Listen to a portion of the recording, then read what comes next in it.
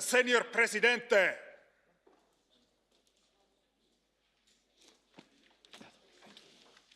Gracias.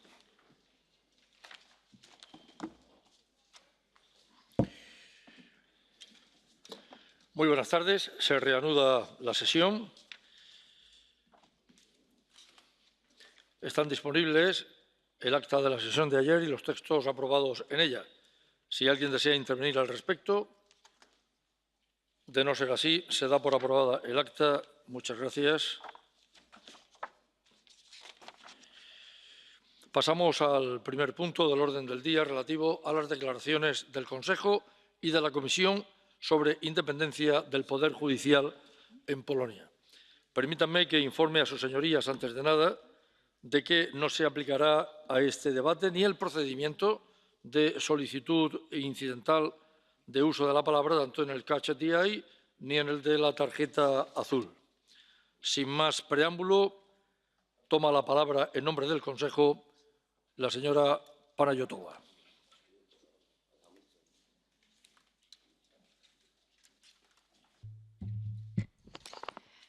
Thank you, President, honorable members, dear Vice First President of the Commission. It's not the first time the Council has been asked to intervene in this House on the situation in Poland. This shows again that the protection and promotion of rule of law, including its core element, the independence of the judiciary, is a constant endeavour. It requires unwavering attention and efforts across different policy areas. Common values such as human dignity, freedom, democracy, equality, the rule of law, and human rights are the cornerstone of the European Union. Each member state must therefore respect, protect, and promote them. The Bulgarian presidency, and indeed all of us, agree that the protection of the rule of law, democracy, and fundamental rights in our Union cannot be taken for granted. The Commission triggered on the 20th of December last year the procedure foreseen by Article 7.1 of the Treaty on the European Union. This procedure is designed to assess if there is a clear risk of serious breach by Poland of the values referred to in Article 2 of the Treaty. The Council is regularly updated on the outcome of the dialogue between Poland and the European Commission. The dialogue is ongoing and the final assessment has not yet been presented. The issue is on the agenda of the upcoming General Affairs Council meeting on the 26th of June. At this stage, I cannot prejudge and draw conclusions as regards the next steps. The Presidency has acted and will continue to act as an honest broker, considering all circumstances and positions. Let me conclude by saying that the issues raised in the debate go to the heart of our commitment to this Union. We therefore trust that all sides act responsibly and constructively to reach an outcome that leaves no doubt about our core values. Thank you for your attention. Muchas gracias. Señor Vicepresidente primero, señor Timmermans, tiene la palabra. Gracias, señor Presidente. Mr. President, honourable members, I will have to ask your indulgence because I cannot deliver my message in 5 minutes because I want to give Parliament exactly the same information that I have given to Council, so it might take a bit longer, and I do apologise for that. Last time we discussed the issue was on the 12th of February, and I thank the Parliament for the wide support for the Commission's actions expressed in the resolution adopted on the 1st of March. Let me now give you an update on the current situation and developments which took place during the last months. First, a number of exchanges between the Commission and the Polish authorities took place at different levels. In particular, I travelled to Warsaw on the 9th of April, where I met the Polish authorities and members of the judiciary. On the 3rd of May, I met with Foreign Minister Czaputowicz in Brussels. This meeting was followed by further technical exchanges on the new amendments by the Polish Parliament. On the 16th of May, President Juncker met with Prime Minister Morawiecki at the informal leaders' meeting in Sofia. Now, what about the concrete measures taken by the Polish authorities?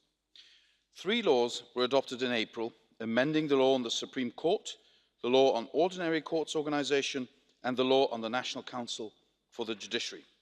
A fourth law was adopted by the same on the 10th of May. I welcome the change of the law, which provides now for a uniform retirement age for female and male judges, now fixed at 65. Also, the amendment on the assistant judges goes in the right direction. I also welcome the fact that there has been a willingness on the side of the Polish authorities to amend the laws on a number of other issues.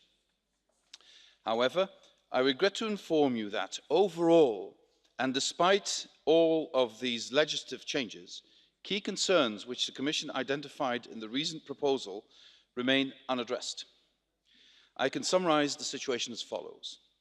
First, despite the new amendments, the discretionary power given to the authorities in charge of deciding on the prolongation of judicial mandates of Supreme Court judges and of ordinary court judges remains a key concern from the point of view of upholding the principles of the separation of powers and judicial independence. The current judges still have no right to serve their full term as originally established. Judges affected by the lowered retirement age cannot simply notify their intention to continue to adjudicate together with a health certificate and continue to work. The President of the Republic has wide discretion to decide on the prolongation of Supreme Court judges' mandates. There are no specific criteria and there is no judicial review of his decision. Whilst the transfer of the power to decide on the prolongation of ordinary courts judges to the National Council for the Judiciary is a step in the right direction, this is undermined by the politicisation of the National Council for the Judiciary. In addition, there is a very wide discretion and again, sadly, no judicial review. Second, the risk of creating irreparable damage fully remains. On the 3rd of July, 27 out of 72 Supreme Court judges will face the risk of being forced to retire. As you may know, the current Supreme Court judges were asked to declare their intention to remain in the court by the 4th of May. 13 judges reacted in one way or another to the new prolongation regime. Some judges submitted a formal declaration requesting prolongation of their mandate, whilst other judges made a general statement that they are fit and ready to continue to occupy their posts without making a formal declaration requesting prolongation due to the unconstitutionality of such procedure and its humiliating character. In its opinion, the Supreme Court explicitly stated that the lack of declarations of the other 14 judges cannot be identified with the lack of their will to further adjudicate. The situation of the first President of the Supreme Court is also very worrying. She is affected by the new lowered retirement age, and a mandate of 6-year term of offices would be prematurely terminated 2 years earlier, despite the fact that it is the Polish constitution itself which sets the period of her term of office. A forced retirement of these Supreme Court judges would constitute an irreversible violation of the rule of law. The Commission is at present examining this issue. Third, the reforms brought forward have only served to underline the crucial role of the new National Council for the Judiciary. Yet there has been no corresponding increase in the judicial influence over the election regime of the judges members of the Council, so it still does not comply with European standards. Also, no remedy is foreseen to address the premature termination of the mandates of the former judges members established in the Constitution. The politicisation of this body that has occurred undermines its role as an effective safeguard of judicial independence. Fourth, I would like to recall that the new legislation offers no solution for those judges who have already been concretely affected by the reform measures contested by the Commission. I'm referring to the court presidents dismissed by the Minister of Justice. I'm referring to ordinary court judges already forced to retire by the lowering of the retirement age, including female judges subject to the provisions that are in violation of EU anti-discrimination law. And by the way, by now they have announced they would change that, and no misunderstanding on that. I am also referring to judges members of the former National Council for the Judiciary whose constitutional mandate was prematurely terminated. Fifth, recent changes do not eliminate the broadness of the criteria governing the extraordinary appeal. They remain almost the same. In particular, they still refer to social justice, albeit in a different wording. The Venice Commission explicitly criticised such references. Also, the 20-year reach of the extraordinary appeal has not been eliminated, which means that the extraordinary appeal could result in the repeal of final judgments dating back to October 1997. A new condition was introduced which aims at avoiding that the extraordinary appeal will result in the repeal of judgments infringing international obligations.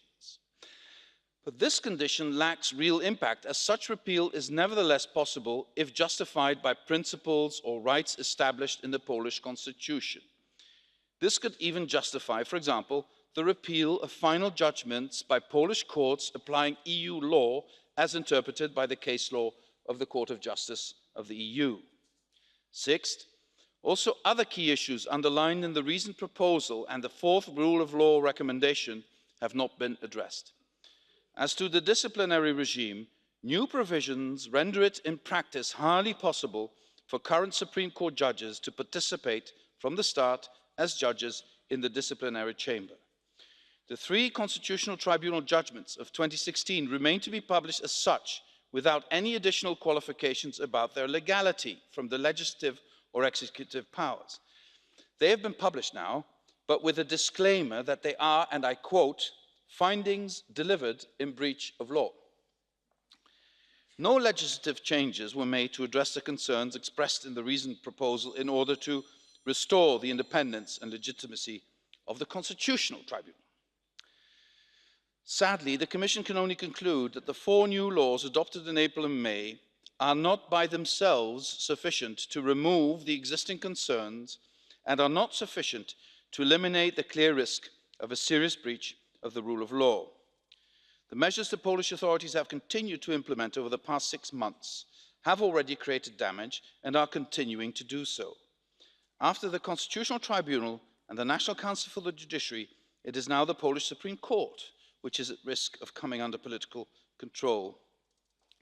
Last week, the Commission therefore asked the Council to organise a formal hearing of Poland in the context of Article 7.1 TEU procedure. Finding a solution urgently is a matter of common interest for all Member States and all EU institutions. It is the Commission's sincere hope that Poland will now urgently address the key concerns identified by us.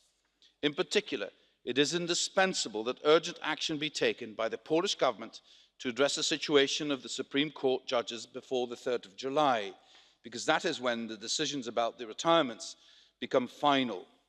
I will travel to Moscow on Monday to continue the dialogue with the Polish government in an attempt to find solutions for the issues I have just outlined.